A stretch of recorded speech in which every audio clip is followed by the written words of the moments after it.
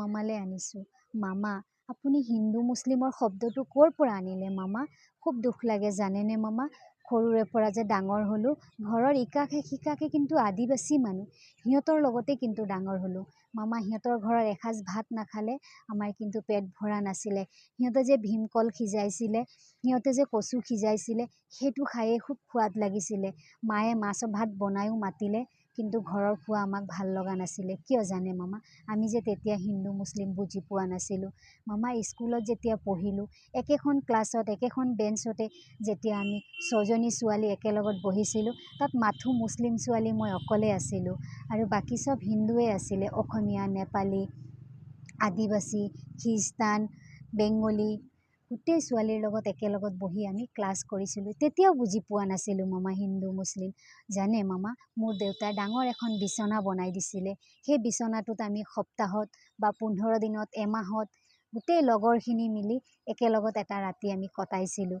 খুব মনত পৰে জানেনে মামা, সেই কথাখিনি যেতিয়া আপুনি হিন্দু মুছলিমৰ কথা কয়, সেই কথাখিনি মনত পৰি যায়। জানে মামা, আপুনি কিয় এইবিলাক কৰিছে? আপোনাৰ ৰাজনীতি কৰিবলৈ আছে, আপুনি কৰক, কিন্তু আমাৰ মাজত যিটো মিলা প্ৰীতি আছে আপুনি সেইখিনি কিয় আঁতৰাই নিব বিচাৰিছে? জানেনে মামা, আমি যেতিয়া ঈদ পালন কৰোঁ, ঈদত কিন্তু আমাৰ মুছলিমৰ পৰা হিন্দু মানুহে আমি বেছি মাতোঁ। আমাৰ মুছলিম মানুহটো মাতিব নালাগে, ঈদৰ দিনাখন নিজেই আহে, কিন্তু আমি হিন্দু মানুহ নিমন্ত্ৰণ কৰি মাতি আনি ধুনীয়াকৈ আমি ঈদটো পালন কৰোঁ। আমাক খুব ভাল লাগে সেইদিনাখন যেতিয়া আমি হাঁহি ফূৰ্তিৰে একেলগত বহি চেৱৈকণ খাবলৈ পাওঁ। আমাক বহুত ভাল লাগে জানেনে মামা? আমি যে এইবিলাক বিচাৰিয়ে নাপাওঁ, কাক হিন্দু কয়, কাক মুছলমান কয়। মামা, আপুনি কিয় এইবিলাক, এই যে দুৰ্গা পূজা হয়, সৰস্বতী পূজা হয়, এই দুৰ্গা পূজাৰ মূৰ্তিৰ কাষতো বহিছিলোঁ মই মামা, সৰস্বতী মাৰ ওচৰতো বহিছিলোঁ মামা, গীৰ্জাঘৰতো গৈছিলোঁ মামা, কিন্তু তেতিয়াও পঠিয়াই দিয়া নাছিলে, খেদি দিয়া নাছিলে যে তুমি মুছলিম ছোৱালী ইয়াৰ পৰা গুচি যোৱা বুলি। তেতিয়াও কিন্তু বুজি পোৱা নাছিলোঁ যে হিন্দু মুছলিম কাক কয়।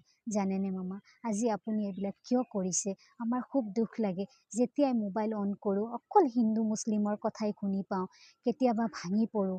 খুব দুখ আৱেগিক আজি মই আপোনাৰ আগত এই ভিডিঅ'টো বনাইছোঁ।